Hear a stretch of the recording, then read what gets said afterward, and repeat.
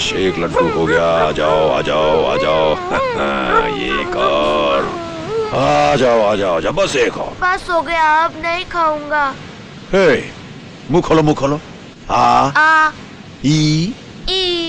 ये क्या तुम्हारा दांत चूहा ले गया? दांत? चूहा मेरा दांत कैसे ले जाएगा? अरे दोस्त, छोटे बच्चों के दांत गिरते हैं, फिर उसी जगह नए दांत निकल आते हैं। ओ। अच्छा दोस्त, आज वो हाथी नहीं आएगा? क्यों, तुम्हें सवारी करनी है क्या? हाँ। चलो, आज मैं हाथी बन जाता हूँ। आ जाओ आ जाओ आ जाओ आ जाओ, हमारी पीठ पर चढ़ जाओ। ये चला हाथी। चल हाथी चल। मालिक को देखो। झूमते हुए चला। और ये चलो और तेज चलो। चलो चलो भागो। चल हाथी चल चल। रुक जाओ रुक जाओ। हट हट हट हट। हाँ, उतर जाओ। क्यों, मजा आया? हाँ, हाथी से भी ज्यादा मजा आया। ओके, हाँ। ये बताओ दोस्त, तुम्हारे घर में और कौन कौन है? मम्मी, डैडी और मैं। बस, और कोई नहीं? नहीं।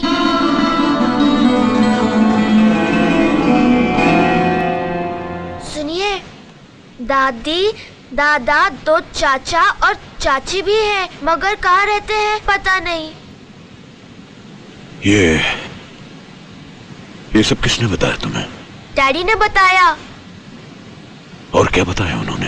दादाजी को मेरे डैडी पसंद नहीं थे, इसलिए उनको घर से निकाल दिया। क्यों पसंद नहीं थे ये नहीं बताया?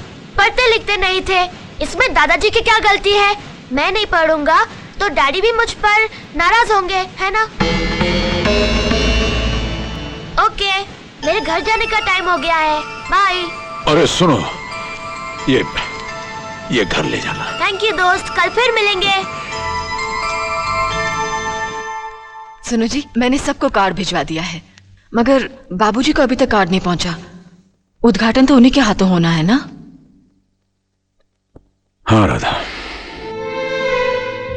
मेरी सूरत तो वो कभी भी देखना नहीं चाहेंगे, मगर अच्छा होगा अगर तुम अपने हाथों से उन्हें काट दे आओ। अगर वो आ गए तो मैं समझूंगा उनकी नाराजगी खत्म हो गई, अगर नहीं तो। डैडी, हे। ये लीजिए, आपके लिए लड्डू लाया हूँ। ओहो, ये किसने दिया तुम्हें? मेरे एक फ्रेंड ने दिए हैं। हाँ। कह रहे थे आपको लड्डू बहुत पसंद है। अच्छा, तुम्हारे दोस्त? हाँ। मैं तो तुम्हारे किसी दोस्त को जानता नहीं हूँ, फिर उसे मेरी पसंद कैसे मालूम हो गई? तुम्हारी क्लास में पढ़ता है? नहीं नहीं, वो तो पढ़ चुके हैं, बड़ी बड़ी दाढ़ी मूछें हैं उनकी। दाढ़ी मूछ? हाँ, अभी थोड़े दिन हुए हमारी दोस्ती हुए। कैसे दिखते हैं वो? हाँ, अभी बताता हूँ। खाइए मत, पता नहीं किसने दिया है। बड़ी जानी पहचानी सी महक आ रही इसमें से।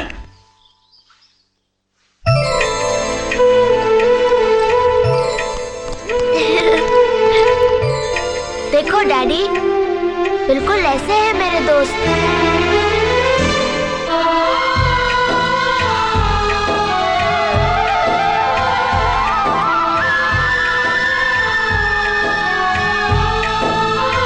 आपकी तरह दिखते हैं ना?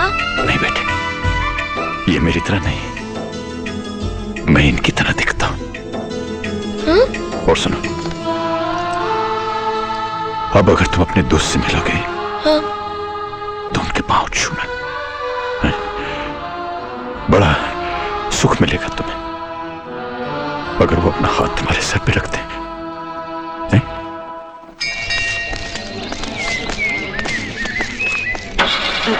बाबूजी, मैं आप ही का इंतजार कर रही थी, ये कार्ड देने के लिए। मैं जानती हूँ मुझे घर आकर कार्ड देना चाहिए था, लेकिन आपने तो हमें घर आने से मना किया है, इसलिए आपके बेटे ने आपके नाम से गरीबों के लिए एक मुफ्त अस्पताल बनाया है।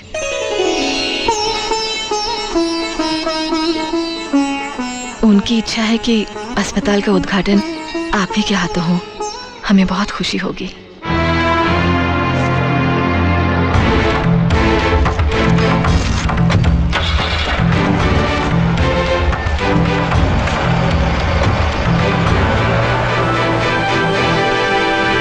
सुनो, मैं हीरा के अस्पताल के उद्घाटन में जा रहा हूँ। बाबूजी को पता चल गया तो? इसलिए तुम्हें बता रहा हूँ, बाबूजी या माताजी पूछें तो कह देना कि मैं शेविंग करवाने गया हूँ। अच्छा ठीक है। ओके? मैं भी चलूं आपके साथ? क्या करती हो उषा? मैं खुद छुप छुपा कर जा रहा हूँ। ठीक है, फिर आप ही जाइए। अगर कोई मुझसे कुछ पूछेगा तो मैं कहूंगी आप नाई की दुकान पे गए हैं। नाई की दुकान? हाँ। Okay, thank you.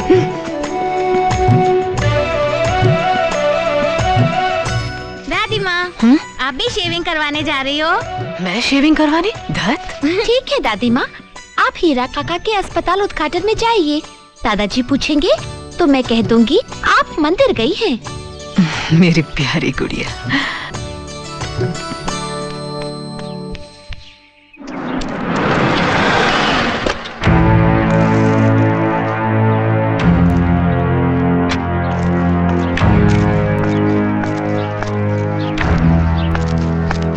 Sharda, Sharda. घर में कोई नहीं है दादाजी। क्यों? सब लोग बाहर गए हैं दादाजी। बाहर? हाँ दादाजी, पिताजी और मंजली काका टाउन गए हैं। मेरी माँ और मंजली काकी नानी से मिलने गई हैं और दादी माँ मंदिर गई हैं।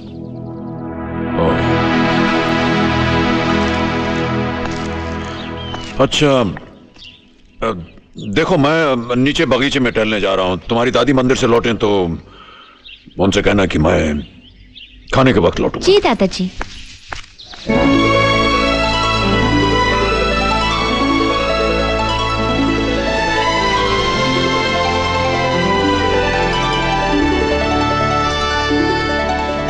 हेलो। हेलो।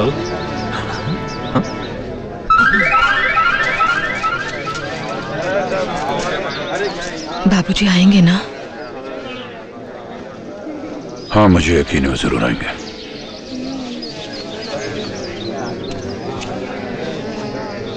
भाई और बहनों, ये अस्पताल जो आपके सामने बन के खड़ा है, ये अकेले हीरा की मेहनत का नतीजा है। अस्पताल का सपना हीरा के पिताजी ने देखा था, लेकिन किसी कारण वो सपना पूरा हो न सका। बाप के घर से निकाले जाने के बाद एक टूटी फूटी बस में सफर करके हीरा ने इस मंजिल को पाया।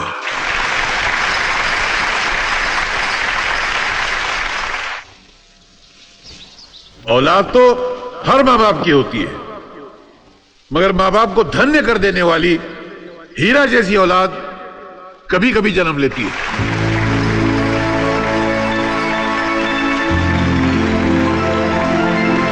मिता, मुझे नहीं लगता बाबूजी आने वाले हैं। ठीक है, मैं कुछ करता हूं।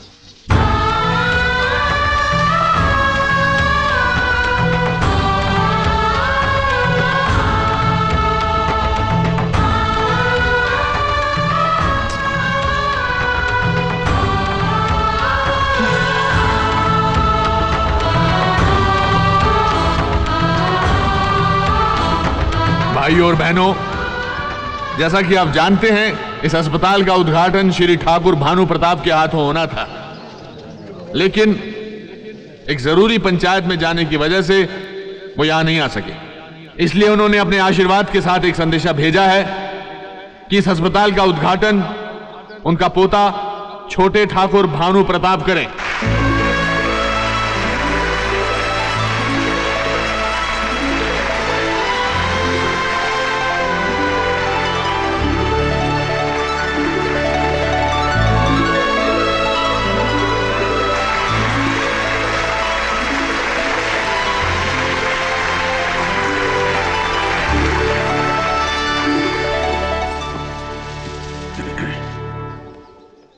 यहां आने के लिए आप सब लोगों को धन्यवाद देता हूं। सबसे पहले आप लोगों को कुछ बताना चाहता हूं। अभी थोड़ी देर पहले मेजर साहब ने कहा कि यह अस्पताल बाबूजी का एक सपना था जो वो पूरा ना कर सके। मैं ये कहना चाहता हूं कि जिंदगी में कोई ऐसा काम नहीं है जो बाबूजी ना कर सके हो। दूसरा ये कि बाबूजी ने मुझे घर से नहीं निकाला। अपने पैरों पर खड़ा होने के लिए उन्होंने मुझे अपने से थोड़ा दूर रखा था।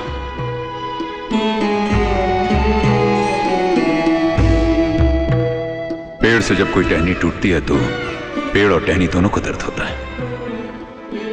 मेरे दूर होने का दर्द मेरे बाबूजी को मेरे जैसा ही हुआ होगा। कहते हैं कि जिस पत्थर को छैनी और हथौड़ी की मार से दर्द हो वो कभी मूर्त नहीं बन सकती।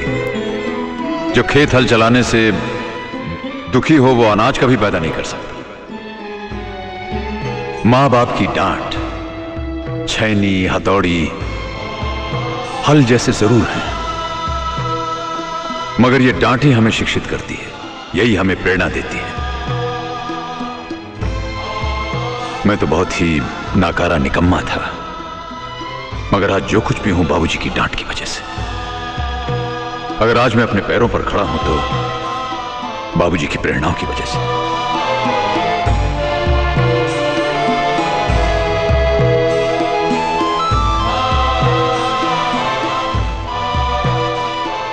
मेरे बाबूजी मुझे बहुत प्यार करते हैं। अगर आज उन्हें यह पता चल जाए कि तकदीर की क्या भाषा होती है तो वह मेरे माथे पर राजयोग लिख देते।